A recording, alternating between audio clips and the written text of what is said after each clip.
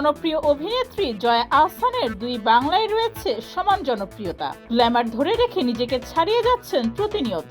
সম্প্রতি ভালো সময় পার করছেন জয়া আহসান। এবার ঈদুল আজহায় মুক্তি পেয়েছে জয়া আহসান অভিনীত দুইটি সিনেমা। একটি রায়হান রাফির তাণ্ডব, অন্যটি তানিম নূরের উৎসব। দুই সিনেমায় গুরুত্বপূর্ণ চরিত্রে অভিনয় করেছেন জয়া। তার অভিনীত তাণ্ডব সিনেমাটি নিয়ে বেশ সরগরম ছিল এবারের ঈদ। সিনেমাটি এখনো প্রেক্ষাগৃহে চলছে। পাশাপাশি তার অভিনীত পারিবারিক সিনেমা উৎসবও দর্শক সাড়া ফেলেছে।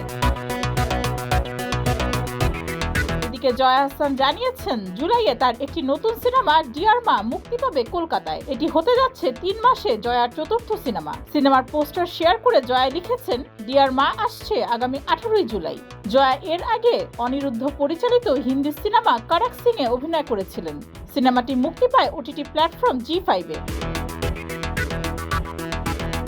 এর আগে গত 16 মে মুক্তি পায় ইপলু আর খানের জয়া আর শারমিন। এছাড়া কলকাতায় আজও অর্ধাঙ্গিনী নামে একটি সিনেমার শুটিং এরই মধ্যে শুরু করেছেন জয়া আহসান। ডেস্ক রিপোর্ট, যুগের চিন্তা।